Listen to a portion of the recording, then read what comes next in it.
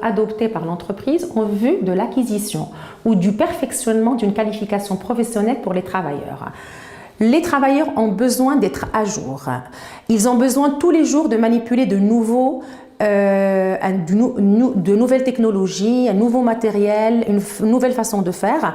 Donc l'entreprise doit les accompagner dans ce changement. Elle doit les former, ça veut dire leur doter d'aptitudes nécessaires pour accomplir au mieux leur travail en prenant en considération tous les changements qui peuvent avoir lieu.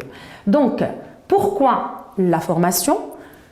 Pour assurer le développement du salarié, pour pouvoir être sûr que notre salarié suit la stratégie et suit le développement de l'entreprise, pour améliorer ses connaissances. La formation est un véritable facteur de compétitivité de l'entreprise. Si l'entreprise dispose des ressources humaines non formées, elle ne peut jamais être compétitive, elle ne peut jamais avoir cette avance ou bien ce premier pas ou cette avance par rapport à ses concurrents. Alors, la formation a plusieurs objectifs. Des objectifs pour le salarié d'une part et pour l'entreprise d'autre part. Donc déjà pour le salarié, le fait qu'il soit formé, le fait qu'il soit en mesure ou bien avoir cette possibilité de suivre des formations lui permet, il est satisfait, il est fier de lui, donc c'est une satisfaction morale et il réalise parfois des objectifs parce qu'il ne pouvait pas les réaliser avant la formation. C'est une occasion d'évolution dans le poste, d'amélioration de revenus. Donc si on est formé, on peut avoir un diplôme, un certificat des aptitudes qui pourrait nous donner l'occasion de gravir les échelons, d'avoir une promotion et donc on peut avoir un meilleur salaire, améliorer la qualité de son travail, s'ouvrir sur d'autres horizons et d'autres comportements. Donc les formations, elles donnent plusieurs aptitudes, elles t'attribuent plusieurs aptitudes pour pouvoir être meilleur, faciliter l'échange d'expériences entre les salariés qui occupent des fonctions différentes dans une même société. La formation, c'est aussi une rencontre entre les personnes de différents métiers, donc ça permet quand même un partage et donc l'enrichissement des connaissances. Pour l'entreprise, il y a certainement une augmentation de l'efficacité, de l'efficience de l'entreprise. Comme j'ai dit tout à l'heure, employés efficaces et efficients, entreprise efficace et efficiente. Accroissement des connaissances et habilités des personnes à tous les niveaux de l'entreprise, ce qui donne la possibilité de développement pour l'entreprise. Meilleure adéquation des salariés aux évolutions, donc c'est ce qui permet à l'entreprise de s'adapter aux évolutions de l'environnement. Amélioration de la productivité afin de maintenir et d'améliorer la compétitivité de l'entreprise face à la concurrence. Ça permet à l'entreprise de répondre aux changements économiques et sociaux. Et bien entendu, ça permet, c'est ce qui est très très important, d'éviter pour l'entreprise des recrutements externes. Parce que si on forme des employés, ils peuvent pourvoir à des postes plus importants et on peut éviter le recrutement externe qui, comme on l'a cité tout à l'heure, qui s'avère très très cher pour l'entreprise. Alors, pour les types de formation, donc il y a 4 types de formation. La formation initiale, c'est la formation que chaque personne suit, mais avant qu'il intègre le marché de travail. C'est le cas des lycéens, c'est le cas du post-bac. Une fois on a intégré le marché de travail et qu'on voudrait suivre une formation, ce n'est plus une formation initiale, c'est une formation continue. Ça veut dire que toute personne a le droit de faire des formations, même si elle est déjà employée dans une entreprise. Donc, cette formation est appelée formation continue ou bien on appelle ça formation tout au long de la vie. Et il y a quand même 3 types de formation continue.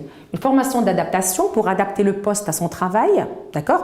Quand il y a une évolution de technologie, quand il y a un nouveau métier, etc. Donc, il faut bien adapter l'employé à son travail. Lorsqu'il va être promu, donc il y a une promotion, il doit être doté de nouvelles aptitudes ou bien il va carrément changer de métier. Donc, il doit apprendre comment aborder ce nouveau métier. C'est ce qu'on appelle la formation continue.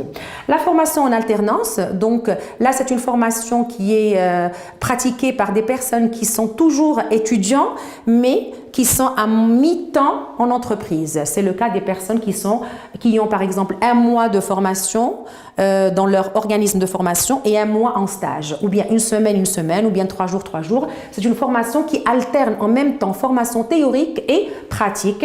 Et le but, c'est de mettre en pratique toutes les connaissances théoriques qui sont acquises dans la formation. Et bien entendu, il ne faut pas oublier la formation sur le tas, c'est la formation la plus importante, c'est lorsqu'on apprend sur le terrain le métier. C'est ce qui complète bien sûr toutes ces formations.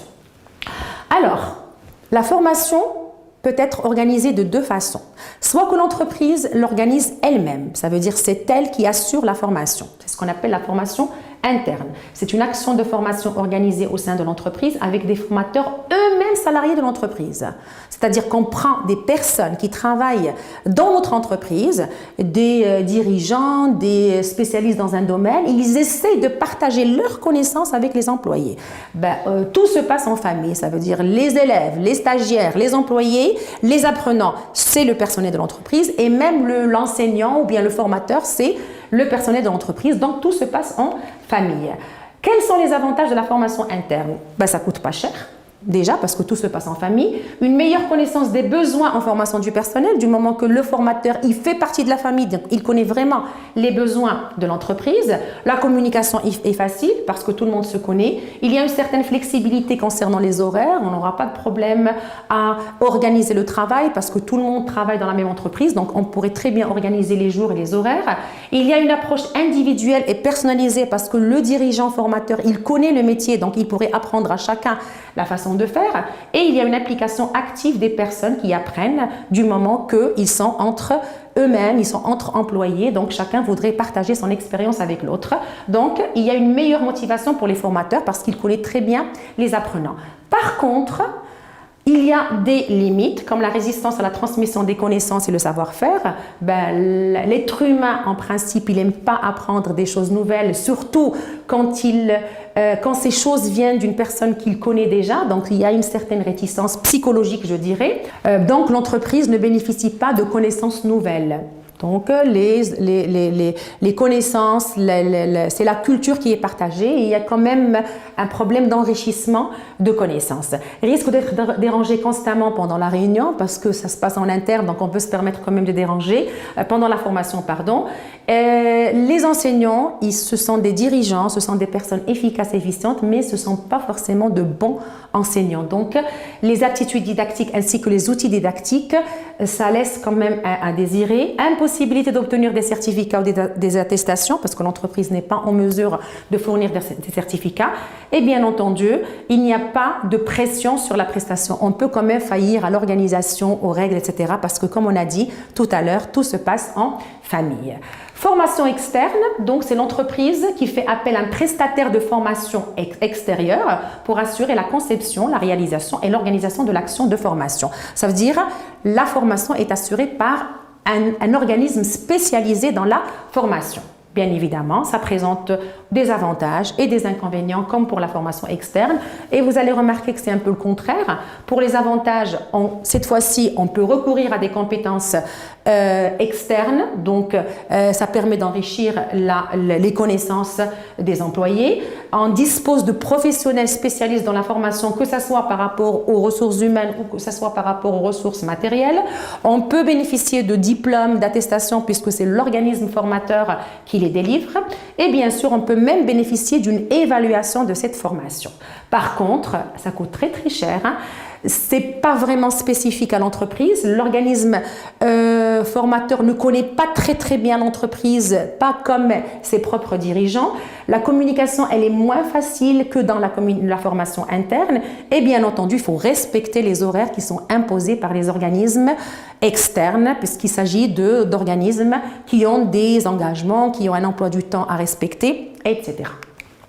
Voilà, donc lorsqu'on parle formation, on parle de plan de formation. Le plan de formation, c'est un document qui regroupe un certain nombre de composantes dont les actions de formation, ça veut dire quelles sont les actions de formation qui vont être prévues pendant l'année, qui va bénéficier de ces formations, quels sont les moyens matériels et humains normalement qu'on va mettre en place, qu'on va mettre en œuvre pour assurer la formation, combien ça va coûter le budget prévisionnel et quel est le calendrier des actions. Donc le plan de formation, c'est en principe un plan qui permet d'organiser la formation pour une période donnée qui est en général l'année. Les étapes, il faut analyser et synthétiser les besoins pour pouvoir établir un plan de formation. Il faut connaître les besoins, il faut établir le plan de formation et bien sûr, il faut le réaliser et le contrôler éventuellement. S'il y a des lacunes ou des erreurs, il faut prendre en considération pour améliorer. Voilà, merci. J'ai la page d'écran.